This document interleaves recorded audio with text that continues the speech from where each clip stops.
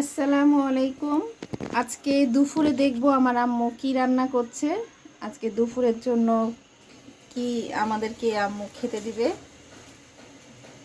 তা আম্মুর কাছে একটু শুনে নিই আম্মু দুপুরের জন্য কি রান্না করছে। তা আম্মু, তুমি দুপুরের জন্য কি রান্না করছো? আজকে দুপুরের জন্য বাটা মাছ। দেখি মাছটা দেখাও। মাছটা আমি আগে ভিজে রেখে দিয়েছি। এই যে আমার আম্মু মাছটা আগে ভেজে রেখে দিয়েছে, আর এইখানে সব মশলাগুলো আম্মু রেডি করে রেখেছে। কি দিয়ে রান্না করবে তুমি এটা? আজকে সবজি দিয়ে রান্না করব। এর মধ্যে কি কি আছে সবজি? এটা সজনে ডাঁটা, আলু, এটা কি পটল আর বেগুন। এটা কি তোমার গাছের বেগুন? না, গাছের বেগুন নাই, গাছের বেগুন ছোট আছে, বড় হয়নি। আচ্ছা, এবার আমার আম্মু এক একে করে সব মশলাগুলা দিয়ে দিবে।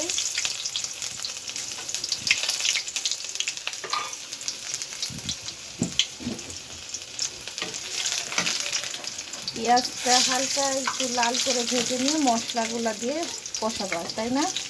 হ্যাঁ, পেঁয়াজ হালকা ভেজে নিয়েছি। এর মধ্যে কি কি কাঁচা দিয়েছো? মরিচ আছে, পেঁয়াজ আছে, সরিষা আছে, এগুলো একসঙ্গে বেটে নিয়েছি। এগুলোর ভিতরে দিয়ে দিই। এর ভিতরে আমি গুঁড়া মরিচ ব্যবহার করব না, যেহেতু সজনের ডাঁটা আছে। সজনের ডাঁটার ভিতরে আমি সবসময় কাঁচামরিচ বেটে রান্নাটা করার চেষ্টা করি। আচ্ছা, তার মানে তুমি সম্পূর্ণটা কাঁচা মরিচ দিয়ে করবে? সম্পূর্ণটা কাঁচামরিচ দিয়ে করবো। এখানে একটু শুকনো মরিচ দিবা না? না না, সজনের ডাঁটা সবসময় কাঁচামরিচ দিয়ে রান্না করবেন। হলুদ দিচ্ছে,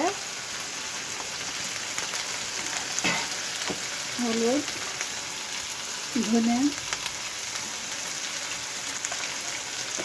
সামান্য একটু পানি দেবো, লেগে যাবে।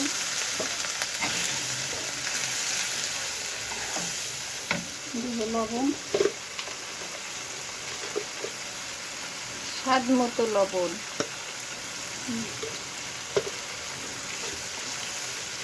তারপরে এর মধ্যে কি আদা রসুন বাটাও তো দিতে হবে? অল্প একটু, বেশি না। সামান্য একটু আদা রসুন বাটা। এখানে জিরা বাটা আছে, এখানে জিরা বাটা, আদা রসুন বাটা, অল্প এটা একটু। আম্মু এর মধ্যে দিয়ে দিল। একটু পানি দিয়ে এখনই কালারটা মানে কত সুন্দর এসছে, সবুজ একটা সুন্দর কালার এসেছে। এটাকে এখন কষায় নিতে হবে। তেলটা যখন উপরে উঠে আসবে, আদা রসুনের কাঁচা গন্ধটা চলে যাবে।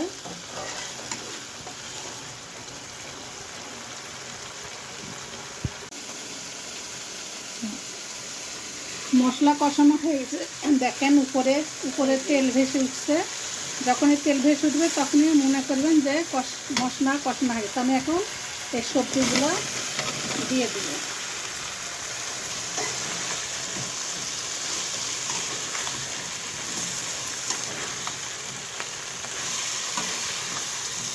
সবজিগুলো মানে মশলার মধ্যে কষিয়ে নিয়ে তারপর তুমি এখানে পানি দিবা। আমি অল্প একটু পানি দিব, সামান্য একটু, যাতে নিচে লেগে না যায়।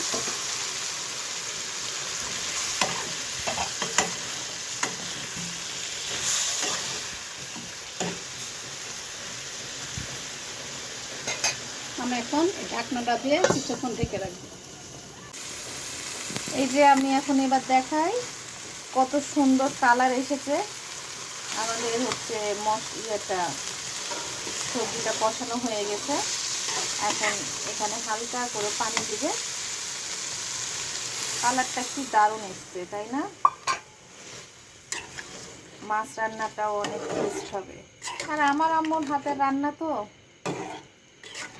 আজকে ছুটির দিনে বাসায় আছি, তা আমার আম্মু আমাকে বাটা মাছ খাওয়াচ্ছে।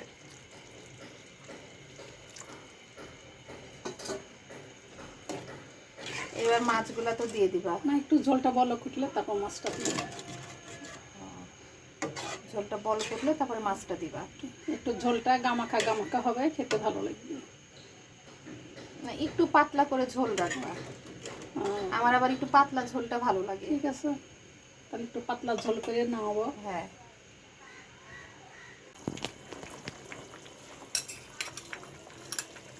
এটা বলক উঠে গেছে, তরকারি ঝোলটা বলক উঠে গেছে।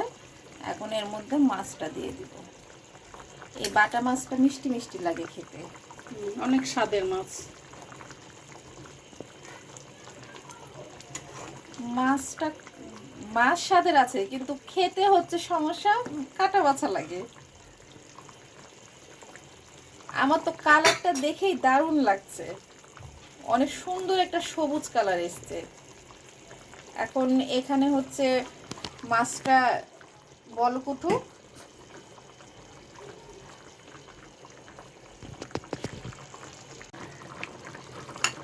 এখন এই নামানোর আগ দিয়ে ভাজা অল্প জিরা করে গুঁড়া একটু মাছের উপরে চারিদিকে ছিটিয়ে দেবো, তরকারির ফ্লেভারটা ভালো আসে। দেখেন আমার মাছ রান্না হয়ে গেল। আপনারা যদি খেতে চান চলে আসবেন।